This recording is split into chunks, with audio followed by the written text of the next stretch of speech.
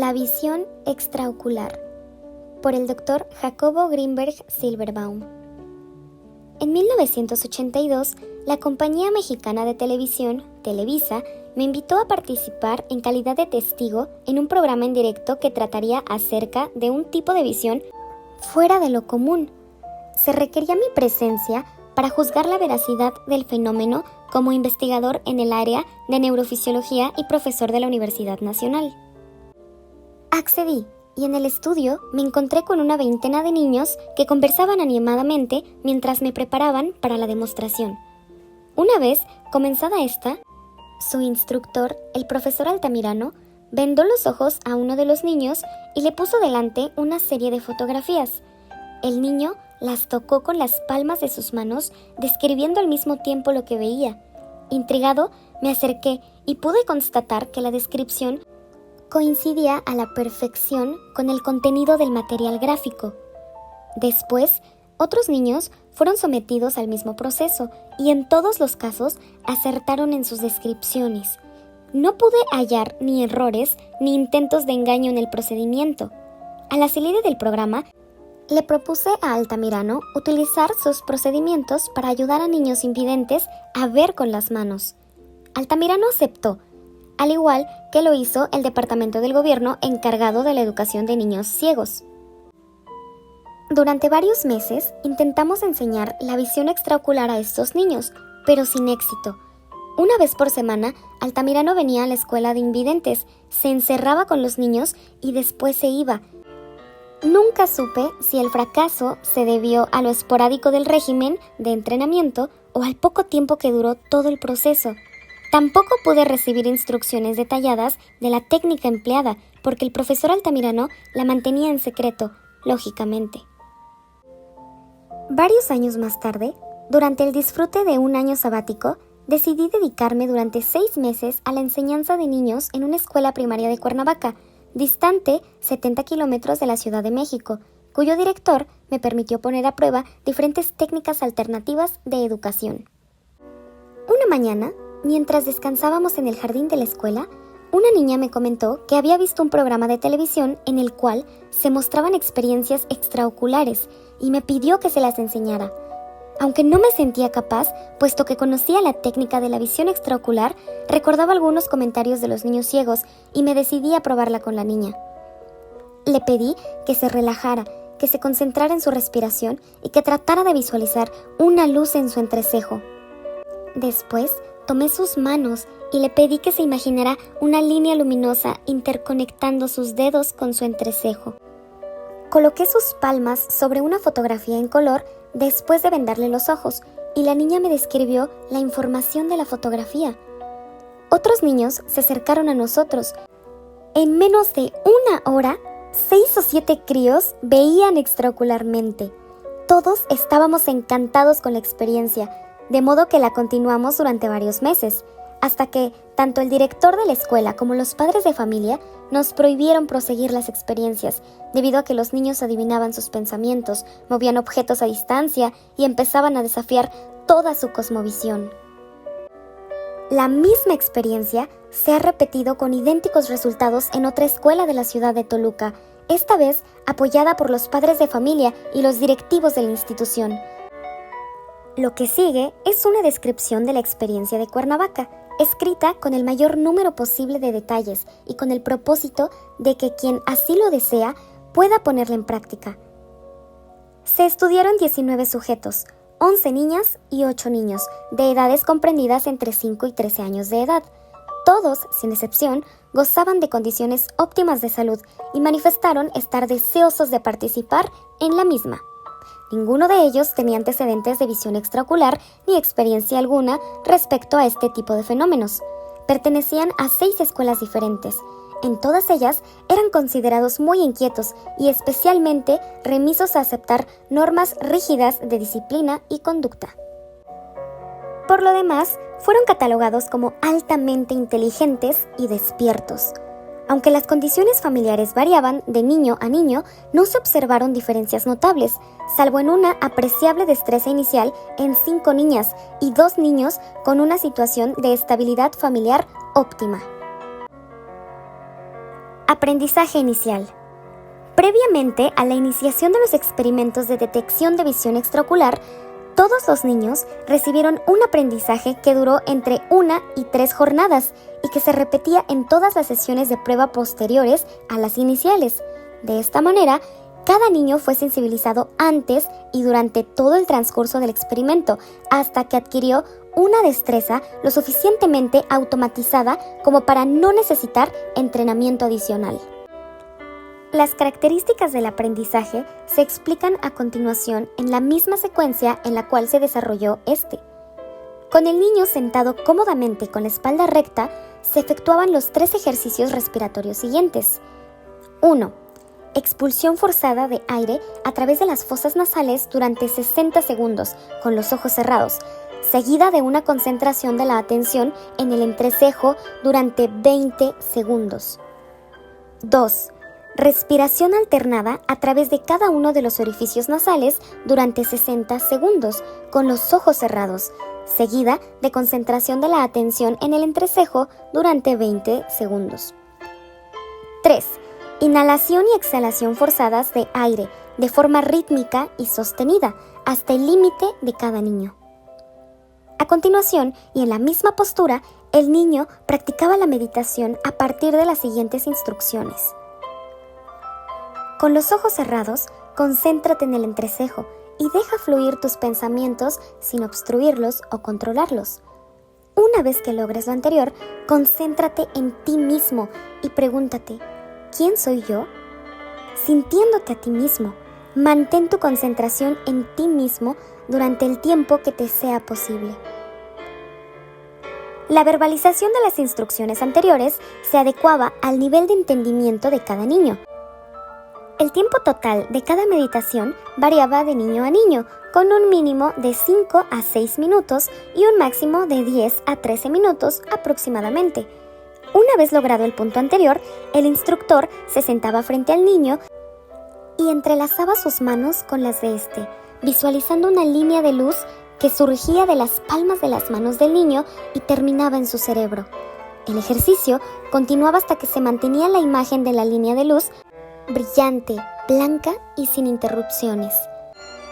En ocasiones, se colocó la punta de un cristal de cuarzo sostenido por el instructor en contacto con el entrecejo del niño y próximo al mismo.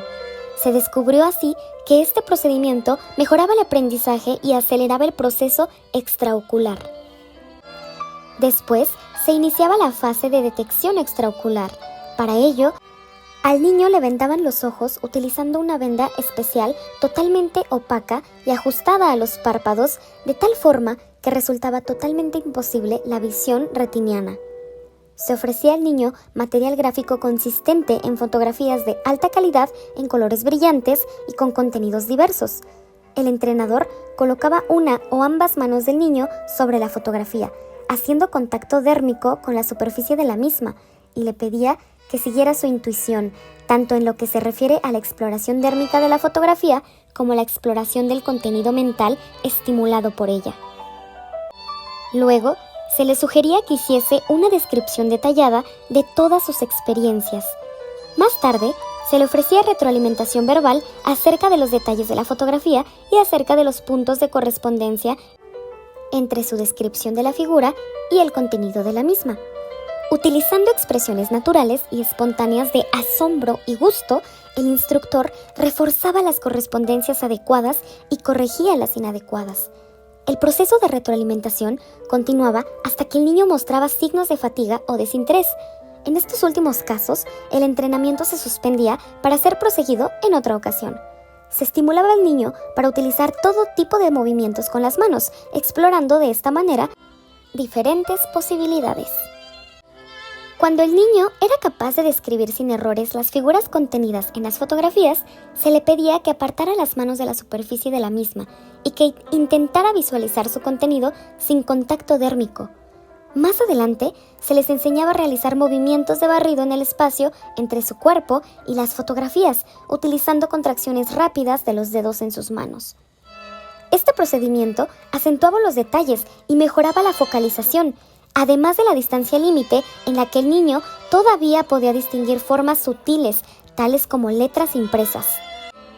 Al niño se le estimulaba, por último, para dejar de utilizar sus manos por completo y ver directamente los contenidos sin ayuda de movimientos. Se utilizó una gran cantidad de materiales gráficos, fotografías en color de paisajes, verduras, frutas y utensilios caseros, libros convencionales con contenidos lingüísticos y programas de televisión, así como otros niños y objetos medioambientales. También se pidió a los niños que caminaran por la escuela, jardín, aulas, etc., describiendo lo que veían. Garantías de veracidad. Un fenómeno tan novedoso y extraño como la visión extraocular requiere, para poder ser tanto aceptado como demostrado, controles estrictos acerca de sus características.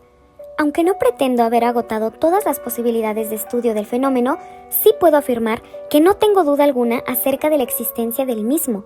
Bastará mencionar aquí algunos de los controles realizados para estimular a otros investigadores a que se interesen en este fenómeno y realicen estudios por su propia cuenta. La venda utilizada era constantemente examinada con objeto de descartar cualquier posibilidad de rotura accidental imperceptible que permitiera algún grado, por mínimo que fuera, de visión retiniana. Nunca se localizó deficiencia alguna en la venda. El material ofrecido al niño era continuamente cambiado, de modo que ningún niño podía predecir el material que se le ofrecía. Puesto que una de las posibles explicaciones del fenómeno es la de que el instructor transmitiera los contenidos utilizando movimientos, sonidos o cualquier otro medio consistente o inconsistente, se puso especial cuidado en intercalar contenidos gráficos que el instructor no conocía ni veía durante la presentación. De la misma manera, se le pedía a otros niños que interactuaran como instructores variando el contenido de los materiales utilizados. En ningún caso se pudo demostrar que el instructor mandara mensajes sutiles. Además, puesto que en los casos de desconocimiento del material, esto último resultaba imposible, se puede descartar el factor de transmisión como explicación del fenómeno. Cuando el entrenamiento llegaba a la fase de visión directa, sin el uso de las manos, los niños eran introducidos en un sótano totalmente oscuro, en el cual se les pedía que describiesen los objetos. Ninguno de los 4 testigos utilizados en este control pudo percibir objeto alguno. En cambio, 2 de los niños entrenados parecían verlos sin dificultad. Este control cuestiona la posibilidad de que el medio energético decodificado por los niños sea de naturaleza fotónica, por lo menos en los umbrales de visión retiniana. El control anterior plantea la cuestión de la sensibilidad extraocular comparada con la retiniana. Aunque no se realizaron mediciones estrictas de umbrales, se realizó una prueba de distancia de capacidad de lectura que resultó enriquecedora. Uno de los niños fue instruido para leer material impreso de diferentes dimensiones y a diferentes distancias. Con letras de 1 milímetro de tamaño, el niño empezó a mostrar dificultades de decodificación extraocular aproximadamente a los 70 centímetros de distancia, sin el uso de barridos manuales. En este límite se le sugirió utilizar el barrido. Al hacerlo, el niño pudo leer sin dificultad el material y aún incrementar otros 30 centímetros la separación de su cuerpo con respecto a lo impreso. El mismo niño, el instructor y otros 3 niños mostraron dificultades de lectura retiniana a la misma distancia y con el mismo tamaño de letras que las utilizadas en la visión extraocular. Esto muestra que los umbrales entre ambos tipos de visión son similares en lo que se refiere a tamaño y distancia de los elementos decodificables. Se utilizó un espejo convencional para estudiar la posibilidad de visión extraocular de objetos reflejados.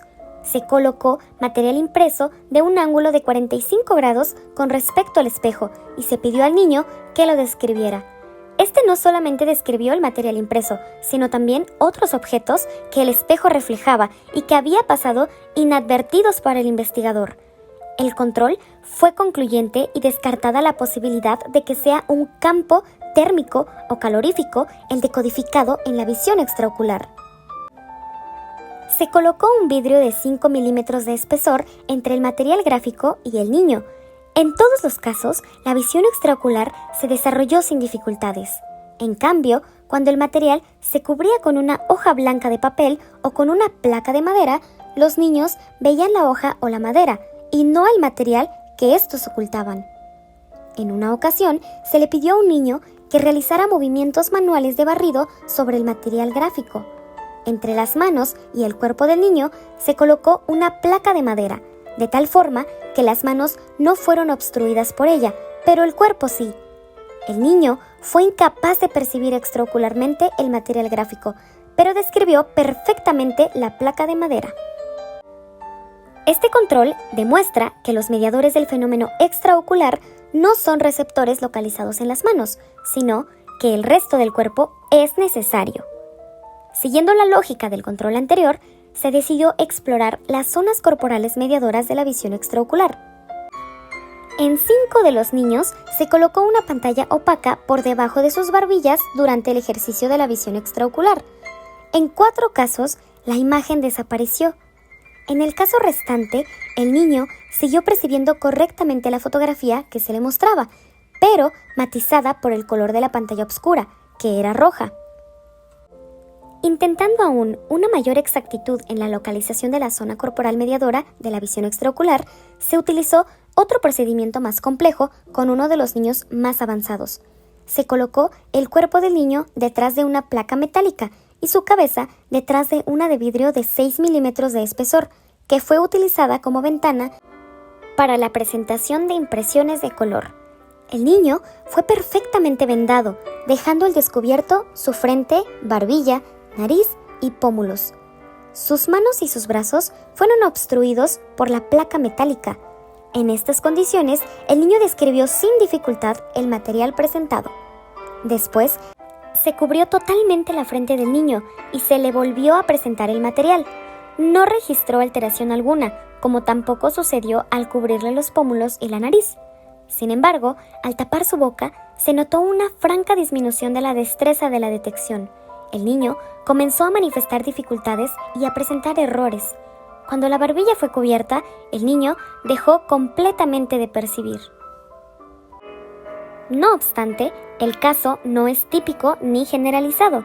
Tanto en el mismo niño como en otros, la zona crítica variaba con el tiempo, por lo cual no es posible definir con exactitud la existencia de una zona corporal indispensable y específica para mediar la visión extraocular. Un ejemplo ilustrativo de lo anterior fue una niña de 6 años. Esta niña, extraordinariamente despierta y activa, aprendió a ver extraocularmente en la segunda sesión de entrenamiento y pronto demostró una facilidad especial para desenvolverse en esta actividad. Para confirmar esta circunstancia, se la sometió a diversas pruebas. En primer lugar, se le presentaron materiales gráficos colocándolos en su espalda. No solamente logró identificar el material, sino que incluso pudo leer palabras y frases impresas, utilizando unas gafas de bucear de algodón de tal forma que impedían totalmente la visión ocular. La niña fue invitada a caminar libremente en un parque de la Ciudad de México, describiendo todo lo que lograba ver. Al principio con cautela, pero pronto totalmente desinhibida. La niña recorrió el parque descubriendo los árboles, los bancos, otros niños, los perros, los vendedores ambulantes y el resto de los elementos sin dificultad. Lo más asombroso de la experiencia fue no solamente la exactitud y facilidad de la descripción, sino que ésta reflejaba una percepción omnidireccional. En otras palabras, la niña describía tanto lo que se encontraba delante como lo que se hallaba detrás de ella. Visión interna del cuerpo humano. Tanto la niña mencionada en el caso anterior como su hermano aprendieron a percibir los órganos del interior del cuerpo humano. El entrenamiento fue enteramente similar al descrito, con la excepción de que el enfoque de la atención se localizaba no en la superficie, sino en las profundidades del cuerpo. Ambos niños lograron describir las características específicas y el estado de alteración de un caso de enfisema pulmonar. Otros 3 niños consiguieron localizar y detallar con exactitud sus dimensiones, fracturas óseas aparecidas en accidentes de hacía varios años atrás. Las descripciones de las cicatrices en los huesos coincidieron con las ofrecidas por los accidentados. 2 niños se ofrecieron para intentar aliviar el dolor y disminuir la infección óptica de 2 adultos. Los niños fueron entrenados para ver el interior del cuerpo y localizar alteraciones en el mismo. Ambos acertaron al reconocer el oído izquierdo como infectado en los 2 adultos. Dijeron percibir una coloración extraña en ese oído y procedieron a transformar esa coloración hasta acercarla al tinte a la del oído sano. Los adultos mencionaron experimentar una inmediata mejoría que duraba un promedio de 3 días. Uno de los adultos, padre de los niños, repitió la operación varias veces, notando en todas ellas el mismo resultado, con similar duración. Todos los niños decidieron aprender a utilizar su habilidad extraocular para percibir zonas corporales afectadas por dolores o alteraciones tisulares. Los niños lograban describir órganos sin ayuda de ningún manual de anatomía. Localizaban zonas alteradas de forma espontánea, como si éstas emitieran señales fácilmente reconocibles y discriminables por ellos. En casos de infecciones, los niños aprendieron a destruir los agentes patógenos emitiendo por sus dedos grandes cantidades de energía. Sobre todo, en los niños más pequeños se apreció un ligero movimiento lateral de la cabeza que se inclinaba entre 20 grados y 30 grados hacia el lado derecho o izquierdo en un plano paralelo al del objeto. La impresión que se desprendía a partir del movimiento de inclinación es que el cuerpo del niño buscaba una interacción más cercana entre el hemisferio derecho o izquierdo y el material por decodificar. Al inicio del entrenamiento, se comprobó que el niño seguía con los dedos los contornos del objeto y de las letras en el momento en el que comenzaba la descripción. Esta observación se repitió en todos los casos estudiados y constituyó una evidencia acerca de la existencia de una sabiduría corporal que después se lograba verbalizar. Conclusiones. Gran parte de los resultados ya se han descrito en las secciones anteriores. Por ello, en esta intentaré realizar una integración de todos los resultados obtenidos sin detenerme en procedimientos y detalles innecesarios. El resultado más claro y básico que se desprende de este estudio es que es posible percibir visualmente sin necesidad de utilizar los ojos y los receptores retinianos. La finura del detalle de la visión extraocular parece ser similar al de la visión retiniana, lo mismo que su fidelidad. La visión extraocular parece ser capaz de representar un mundo visual enteramente similar al que presenta la visión retiniana sin la necesidad de utilizar la complejidad colosal de la estructura retiniana y presumiblemente sin la aparición de las estructuras cerebrales, comúnmente encargadas de decodificar el mundo visual.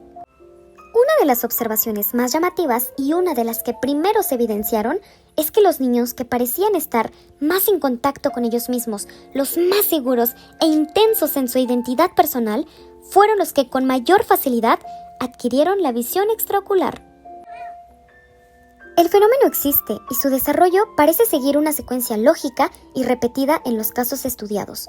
Los niños, que después de su entrenamiento son enfrentados a un material gráfico al que no tienen acceso visual, utilizan sus manos y sus dedos para recorrer este material intentando decodificarlo.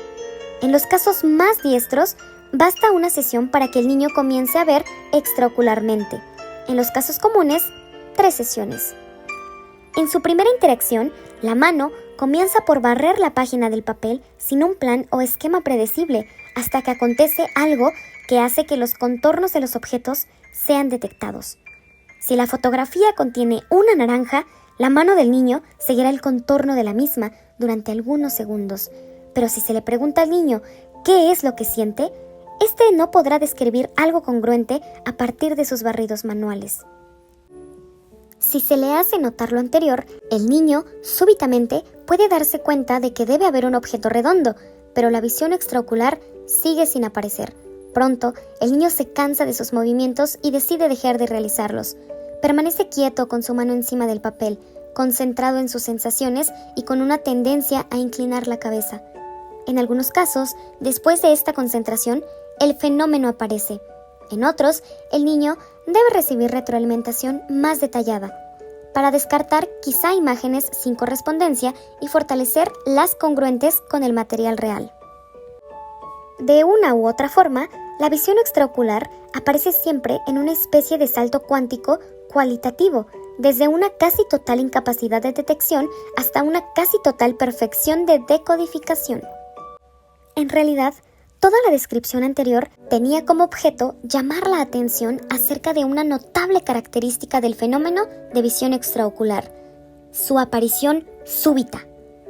Una vez que lo anterior ocurría, el niño era capaz de percibir cualquier material que se presentase con una exactitud de detalle asombrosa. Generalmente, la primera sesión en la que aparecía el fenómeno implicaba un gasto energético muy grande, porque los niños manifestaban signos claros de cansancio y en algunos casos se quejaban de dolores intensos en los ojos. Estos dolores y el correspondiente cansancio disminuían a partir de la segunda detección. En los casos más avanzados, la visión extraocular dejaba de implicar un gasto energético excesivo, que el niño era capaz de realizar detecciones sin mayor preparación y con una total naturalidad y maestría. Cuando otros niños veían las ejecuciones de sus compañeros, manifestaban el deseo de ejercitarlas por su propia cuenta. Cuando esto sucedía, el proceso de aparición del fenómeno parecía acelerarse. Con esta puntualización, pretendo señalar que la ausencia de dudas acerca de la veracidad del fenómeno y la confianza en el instructor ejercieron una influencia beneficiosa. A continuación, describiré una serie de pruebas que se llevaron a cabo para establecer hasta qué punto sigue la visión extraocular, las mismas leyes de perspectiva y Gestalt que la visión retiniana. Se pidió a un niño que realizara descripciones de sus experiencias mientras el material visual se alejaba de su cuerpo, sin que el niño estuviese enterado de la maniobra. Sin dudarlo, el niño describió un fenómeno de alejamiento y no uno de reducción de tamaño o de cambio de material. En otras palabras, el niño percibió correctamente la maniobra tal y como la hubiera detectado con su visión retiniana. De la misma forma, en todos los casos en los que se probó a superponer un objeto al gráfico, los niños pudieron describir correctamente la maniobra. Cuando se les presentaron objetos en movimiento, también en todos los casos la detección e interpretación de los mismos fue correcta. Se experimentó con prácticamente todos los colores del espectro, con diversas tonalidades de los mismos, y siempre se observó una adecuada descripción de estos. Cada niño manifestaba un estilo personal durante la visión extraocular. Una niña, por ejemplo, ejecutaba barridos rápidos con sus dedos frente al material gráfico, porque así le era más fácil y su descripción resultaba más exacta. Otro niño prefería leer palabras y no ver fotografías. Otro prefería figuras a material de lectura. La lectura de palabras se ejercitaba de una forma gradual, iniciándose con una detección de letras aisladas y generalmente colocando un dedo debajo de la letra por leer. Bastaban unos minutos para que el niño empezara a leer palabras completas, aún en idiomas desconocidos para ellos. Más adelante, la rapidez en la lectura se volvía similar a la usual con visión retiniana. Dos excepciones a este último caso fueron la de un niño y una niña que leían extraocularmente con mayor rapidez que con visión retiniana y que manifestaban más interés por hacerlo extraocularmente. Este interés se aprovechó para que progresaran en sus clases de lectura de español. Uno de los objetivos de este estudio fue el de hallar una manifestación visible de una capacidad psicofisiológica para motivar a los pequeños a que aprendieran técnicas de contacto con su verdadera identidad. Por ello, siempre se enfatizaba la necesidad de realizar meditaciones centradas en la experiencia del uno mismo y en la pregunta ¿quién soy yo? En este contexto, manifiesto mi ignorancia acerca de si otros métodos de entrenamiento pueden ser más efectivos que los empleados en esta investigación. De hecho, algunos niños se dieron a la tarea de entrenar a sus amigos, hermanos y conocidos y de ejercitar sus habilidades por su propia cuenta con resultados excelentes. Una observación interesante se centra sobre la edad más adecuada para facilitar la visión extraocular. Obviamente, se necesitaría una muestra mucho mayor que la empleada aquí para contestar esta pregunta. Sin embargo, se pueden desprender algunas conclusiones teniendo en cuenta los intentos infructuosos que realicé con jóvenes de edad superior a los 16 años y con adultos todavía mayores. Parece que el fenómeno se va dificultando después de una edad límite alrededor de 15 años. En ocasiones, se realizaron meditaciones en grupo en las que se visualizaban luces y se estimulaba el contacto con uno mismo. La visión extraocular se facilitaba siempre después de una meditación de este tipo. El fenómeno se presenta con mayor intensidad y de una forma más clara, cuando tanto el niño como el instructor se encuentran tranquilos, concentrados en sí mismos, en un nivel en el cual el sí mismo pierde fronteras. En otras palabras, cuando existe un contacto auténtico con una sensación de identidad que trasciende lo puramente personal. Otra observación interesante es que el instructor no necesita visión extraocular para poderla enseñar. En muchas ocasiones se les preguntó a los niños acerca de sus experiencias internas durante la visión extraocular. Algunos de ellos decían que lo que veían era exactamente igual a lo que percibían normalmente con los ojos abiertos. En una ocasión, una niña se prestó a ver la televisión con los ojos vendados, describiendo a la perfección lo que sucedía en la pantalla, como si el aparato estuviese dentro de ella. Otros niños describieron la aparición de una pequeña pantalla dentro de su mente, en la cual aparecían las figuras presentadas. Ningún niño mencionó que tuviera que crear conscientemente la imagen extraocular. Más bien, la imagen surgía por sí misma, de la misma forma en la que nuestras percepciones visuales normalmente acontecen.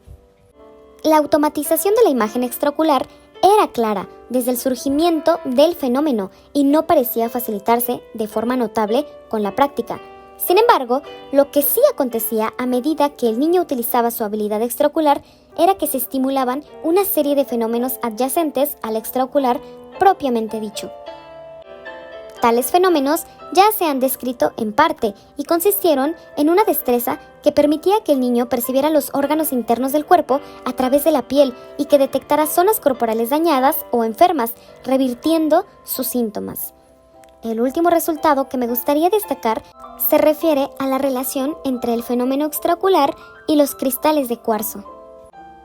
Basta decir aquí que su efecto facilitador se observó en por lo menos 5 infantes, 3 niñas y 2 niños, y que su descubrimiento fue casual.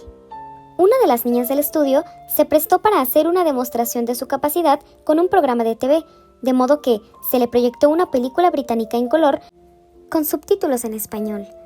La niña manifestó cierta dificultad para leer los subtítulos a una distancia de 5 metros de la pantalla, aunque pudo describir los colores de las escenas y la acción dramatizada. Mencionaba que aparecían líneas y puntos obstructores.